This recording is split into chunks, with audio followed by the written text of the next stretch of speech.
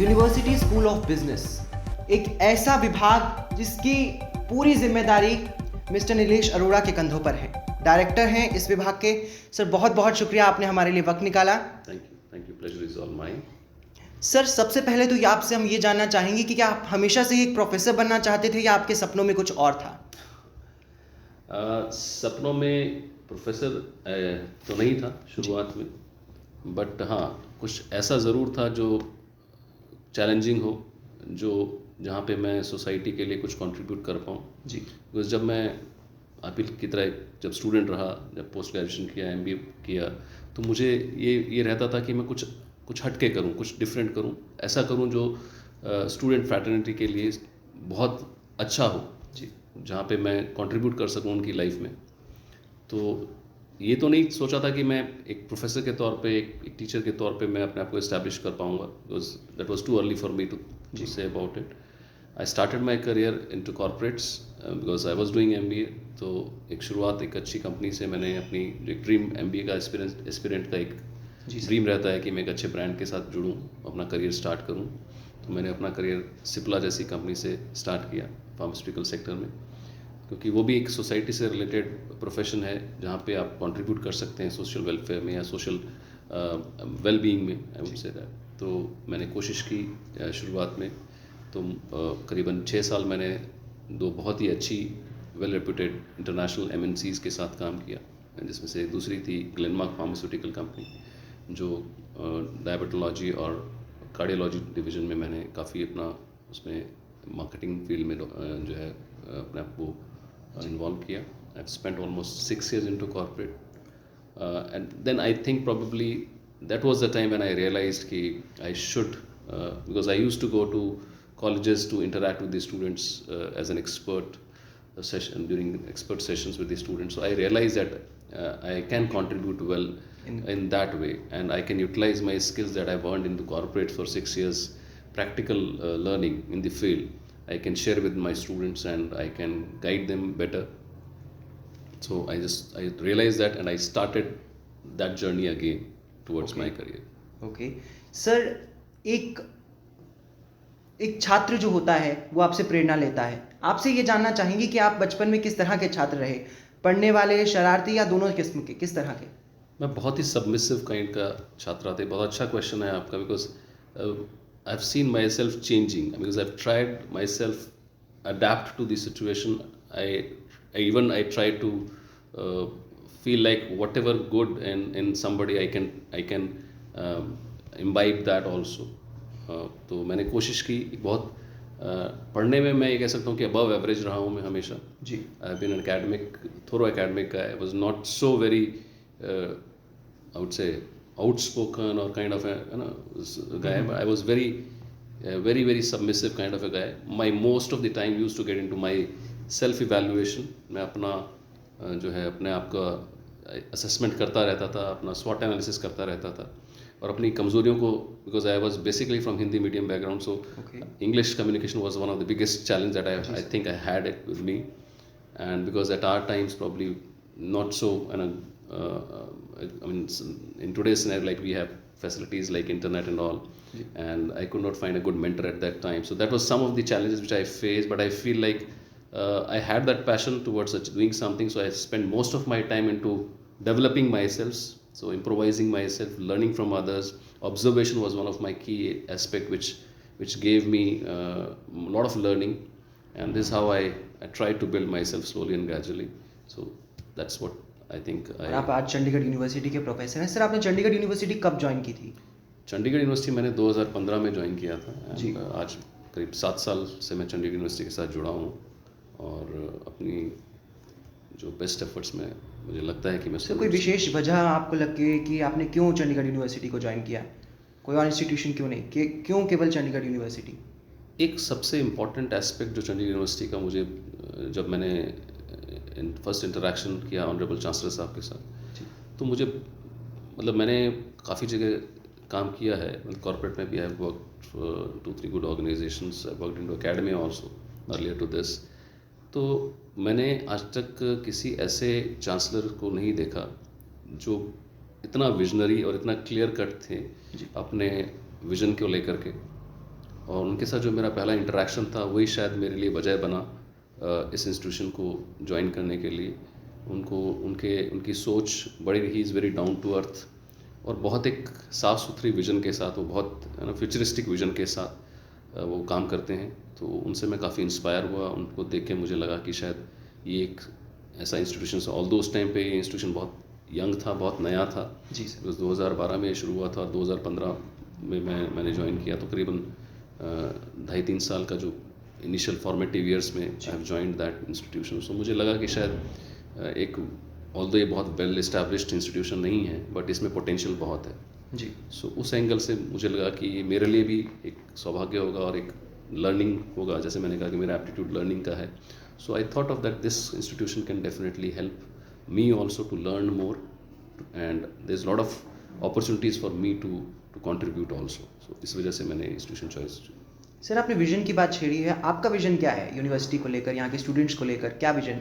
मेरा विजन जो as a director, अगर आप कहते हैं कि इस इंस्टीट्यूशन के डायरेक्टर के नाते अगर मेरे विजन की बात करें तो मेरा विजन मैप करता है हमारी यूनिवर्सिटी के विजन के साथ, हमारे ऑनरेबल चांसलर साहब के विजन के साथ। और जैसा कि मैं एज एन इंडिविजुअल प्रोफेसर की अगर मैं बात करूँ, एज ए टीचर मैं बात करूँ, तो मेरा शुरू से ही मेरा ध्येय ये रहा है कि मैं हर बच्चे को उसके एक बेटर करियर के लिए उसको इंस्पायर कर सकूं, उसको मोटिवेट कर सकूं, उसको गाइड कर सकूं, मेंटर कर सकूं। बिकॉज अगर आप एक यंग माइंड को शेप देने में कामयाब रहते हैं, सही दिशा देने में कामयाब रहते हैं, तो वो शायद कहीं ना कहीं आप डायरेक्टली इनडायरेक्टली कंट्रीब्यूट कर रहे हैं अपने देश की तरक्की में, अपने एक यूथ की तरक्की में।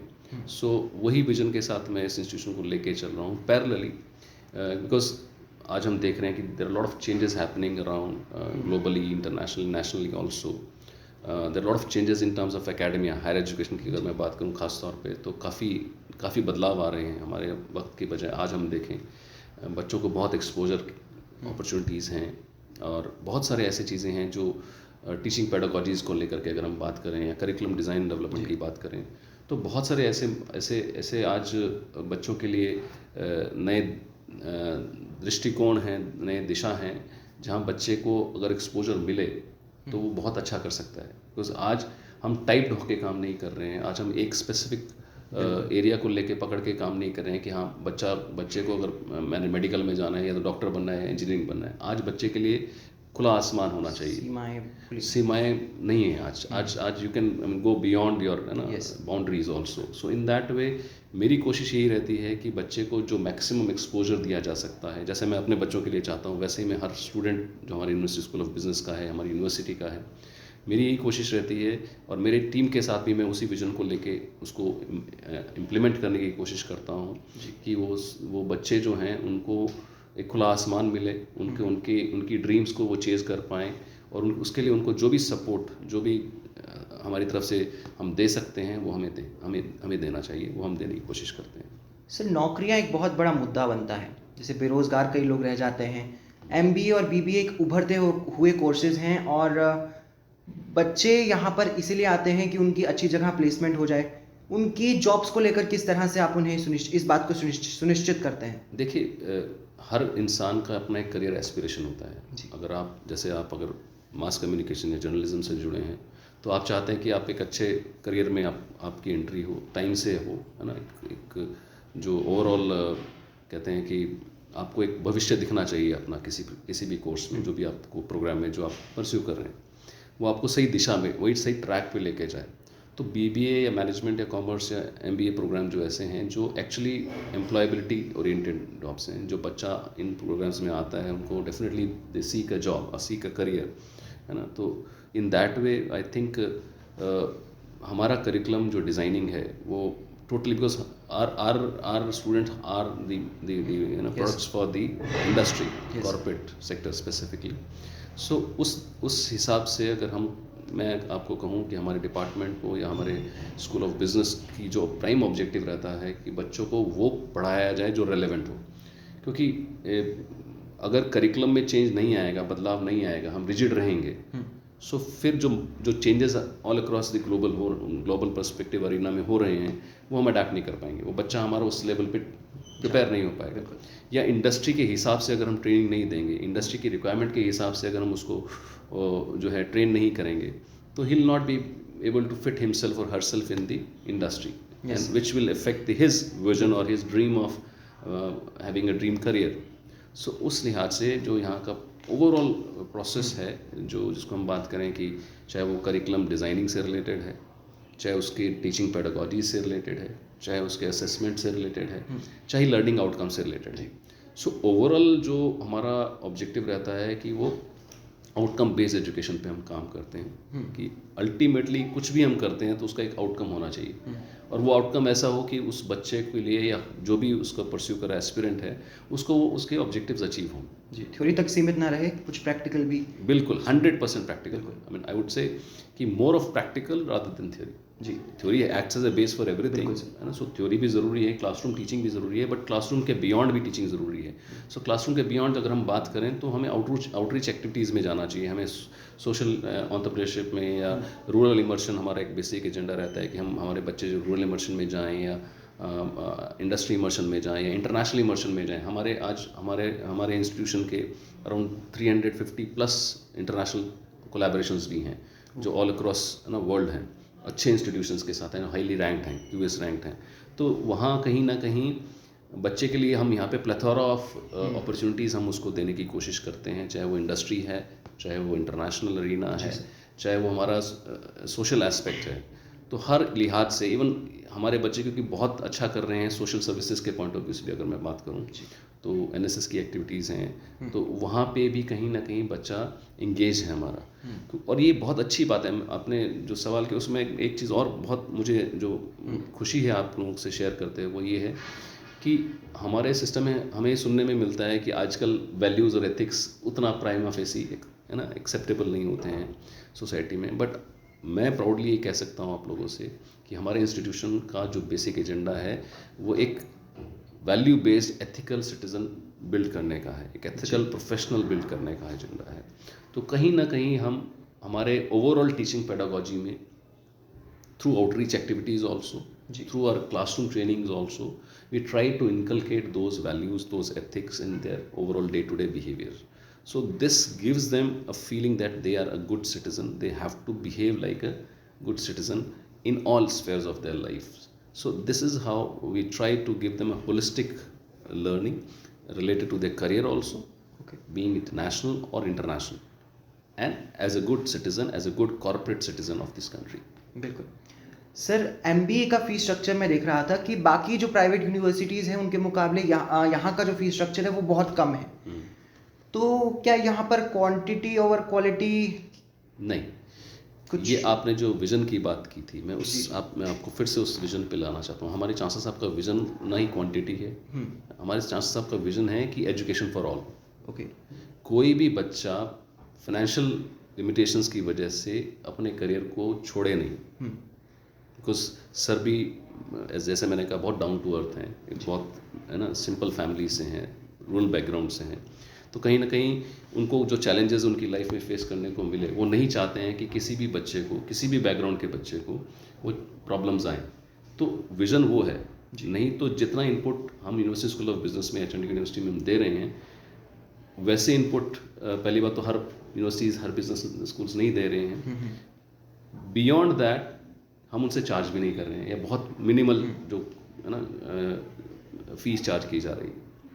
तो उसका ऑब्जेक्टिव नंबर्स की बात नहीं है, उसका ऑब्जेक्टिव है कि maximum opportunity to be shared with maximum of the youth. Maximum students आएँ और शिक्षा लें, इसीलिए और अपना करियर बनाए अपने उनके भविष्य के लिए. चलिए सर ये बताइए कि एमबीए जो डिपार्टमेंट है उसमें स्टूडेंट्स क्यों एडमिशन लें और केवल चंडीगढ़ यूनिवर्सिटी एक बेटर ऑप्शन क्यों हो सकता है एमबीए के लिए? मैं सभी स्कूल्स अच्छे हैं, मैं तो यही कहता हूँ सभी टीचर्स अच्छे हैं जी. यहाँ पे एडमिशन क्यों लें उसकी कुछ वजह हैं, क्योंकि ये बात मैं वर्बली तो नहीं कह सकता आपसे, लेकिन मैं ये ज़रूर कहूँगा कि हम एंडोर्स्ड हैं.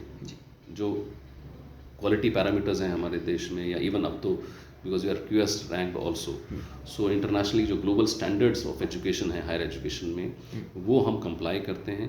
बिकॉज हर चीज़ का पैमाना होता है, क्वालिटी पैरामीटर्स होते हैं. जी सर. तो जो भी क्वालिटी पैरामीटर्स गवर्नमेंट की हाईएस्ट बॉडीज जिसमें हम हायर एजुकेशन में बात करें तो UGC ने डिफाइन की हैं, जैसे NAC A+ रैंक इंस्टीट्यूशन है, हमारा MBA प्रोग्राम, जैसे आपने स्पेसिफिकली MBA प्रोग्राम की बात करी, जी तो सर। MBA प्रोग्राम जो है वो NBA एक्रेडिटेड है। So NBA means national board of accreditation, so वहाँ से एक्रेडिटेड है। NBA जो कि टोटली आउटकम बेस्ड एजुकेशन पे काम करता है, उनके जो पैरामीटर्स डिफाइन हैं वो बड़े स्ट्रिंजेंट हैं, बड़े क्वालिटी फोकस्ड हैं। हम उन सब पैरामीटर्स पे बहुत अच्छे लेवल पे उतरते हैं। बच्चे को यहाँ पे, जैसे मैंने कहा कि न सिर्फ डिग्री मिलती है, न ही एजुकेशन मिलती है, उसको एक बेहतर भविष्य मिलता है। उसको करियर के लिए ऊंची उड़ान लेने के लिए उसको पूरा आसमान मिलता है। उसकी ट्रेनिंग, उसकी मेंटरिंग, उसकी गाइडेंस, उसको बहुत सारे ऐसे